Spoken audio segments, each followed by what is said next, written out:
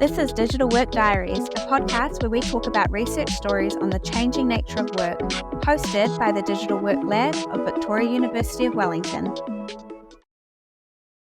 Kia ora, my name is Chloe Latto and I'll be presenting our adaptation of human resource management with the advancement of technology, the last 100 years. We focus on the information technology into development with human resource management. Throughout this paper, we examine the historical evolution of human resource management, or HRM, from the pre-computerization phase through to the more recent introduction of generative AI. We use a multimodal approach to gathering our data using both literature and specialist interviews. Through our data, we identify consistent trends such as increased information intensity, monitoring, self-service capabilities, and the integration of internal and external data. In addition to this, we also seek to understand how technological advancement has reshaped HRM practices through the enhancement of efficiency, accuracy, and strategic decision-making. And finally, with the introduction of GenAI, we explore the necessary skills and considerations to effectively leverage human-AI collaboration, emphasizing the critical importance of maintaining a human-centric approach and ethical standards.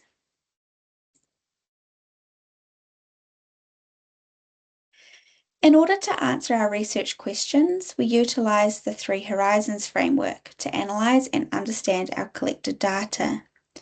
Horizon 1 is centered around understanding the core of HRM, including the conception of HRM and how this developed throughout the computer age.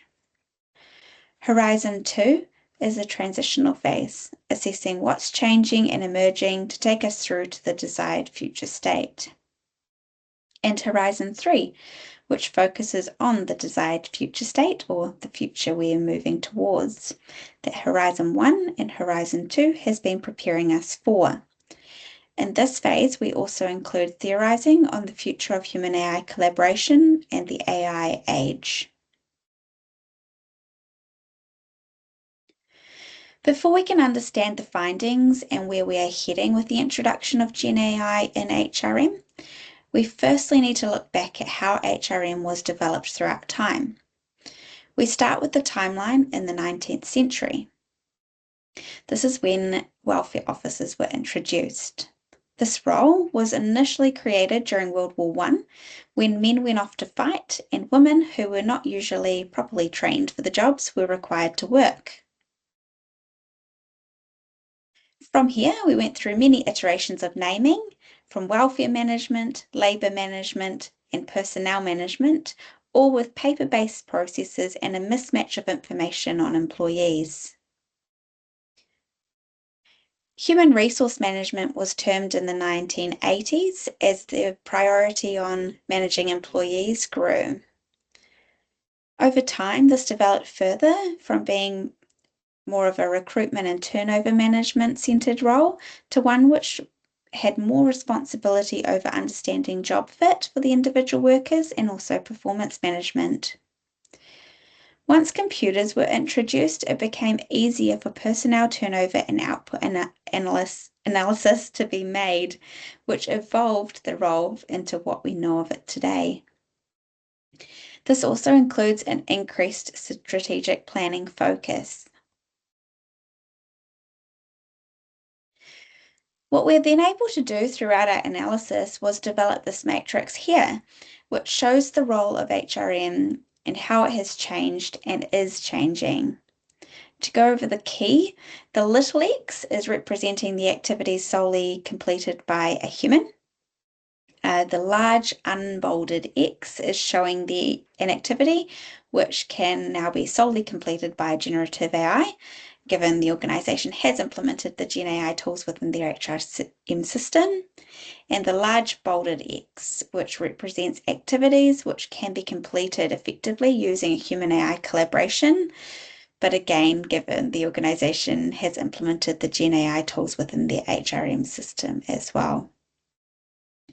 As you can see, the role has expanded significantly from the computer age and the computer age, but from the computer age to the GenAI age, the significant change is more around how the activity is completed with generative artificial intelligence more than any significant change in the responsibilities themselves.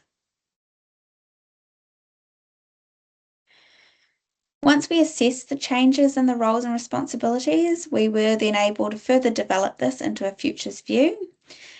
In this visual here, we show on the left-hand side, which are the current functionalities of HRM, which will be experiencing a bit of change through the introduction of generative AI, and then the right-hand side, which break down the specific changes which are anticipated. In the red boxes, I highlight 3 examples. All the examples have come from our specialist interviews who have started using and learning generative AI in the realm of their roles and that of their teams as well. However, in saying that, there is also an increase in literature touching on these areas of change. Firstly, within the space of operations, we've got reviewing and preparing board papers. Even simple generative AI tools such as ChatGPT have proven to be quite good in their capability for receiving information and then drafting documentation in a requested tone. However, with the risk of bias, hallucination, and also that organizational context, there is a strong requirement for human review and refinement with a selected generative artificial intelligence. Secondly, there's the idea of AI as an assistant. It's constantly growing, and many tools such as Microsoft's Copilot has an assistant-like feature built into it, which allows the user to be able to request information, request formulas, or even summarize transcripts into bullet points. And thirdly, an effective human-AI collaboration in the HRM space is the increased efficiency, which again links to those 2 examples of those changing activities. The resounding feedback from the specialist interviews is that the roles and responsibilities are changing with GenAI. However, when we consider how the responsibilities are divided between the human and the AI counterparts, we first need to be very clear with where GenAI should be used and not just use it because GenAI can complete a task. There are 2 key points to make on this front. Firstly, activities must retain a human filter. And secondly, we need to create a clear delineation between the human and AI role and responsibilities. Based on this, we've identified the example shown on the screen. The process here starts with a request from the human user. This initially goes through the genAI, which verifies the requester's identity, gathers the necessary data on the user to answer the query, and then drafts a response. From here, the response is then given to the human counterpart to review the draft response and approve the information to be shared with the requester. When working through workflows which utilize genAI, there are several key points which need to be made. For the genAI counterpart, there needs to be a set of rules which the AI lives by to determine the requester's identity and which information is allowed to be shared with them. Additionally, utilizing genAI in data collection and draft responses allows for timely information to be shared with the requester, which might not necessarily have been met with their service level requirement otherwise. For example, with out-of-hour requests. In our example, the primary role of the human is to ensure the AI output is correct and appropriate for the requester, particularly that the format and the inclusions are accurate and applicable to the situation the requester needs it for.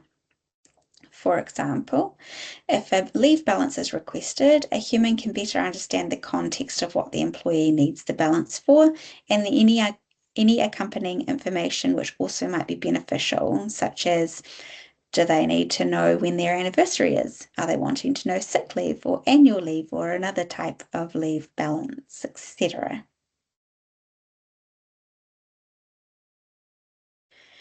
Now, if we reflect back on when computers were first introduced, there was training and using the computers, a change in systems and processes.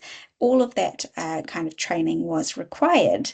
Similarly, with generative AI, we also need to upskill our employees with the introduction of it. In particular, there are 3 key areas of training which enable success when implementing generative AI. Firstly, query training, focusing on teaching users how to prompt effectively to get the best outputs from GenAI. Secondly, critical thinking. This is the idea that users need to develop their ability to critically analyze outputs from GenAI, identifying biases, hallucinations, or areas which are out of context for the subject matter or organization. And thirdly, knowing the subject matter. Following on from the above, GenAI should be used to enhance understanding and not replace the need for experts. Organizations should focus on developing experts and allowing their abilities to be enhanced through generative AI, not seeking to replace them. With the introduction of GenAI-based HRM tools, we further developed Singh and Sarkar's work on HR metrics and the impacts on decision-making to introduce a second category of roles within the HRM workforce to develop a human-AI collaboration. In summary, the GenAI role includes data collection, data analysis, and drafting of ideas and documentation based on the vast knowledge base. And with the human role, retaining activities such as accuracy of data and reviewing analysis, solving complex issues, and understanding environmental and contextual factors which impacts the GenAI outputs or the message delivery. In conclusion, there are several points I'd like to make. Firstly, the advancement of GenAI systems has enabled faster and better decisions using real-time, accurate data. Secondly, coexisting as a human-AI collaboration utilizes generative AI systems' accurate, reliable data and analysis, along with a human contextual understanding and empathetic ability. And finally, we have a responsibility to keep humans at the centre and ensure knowledge around GenAI is vast. We need to remove the black box and increase trustworthiness in the technologies that we use. Thank you, and I look forward to your questions and feedback.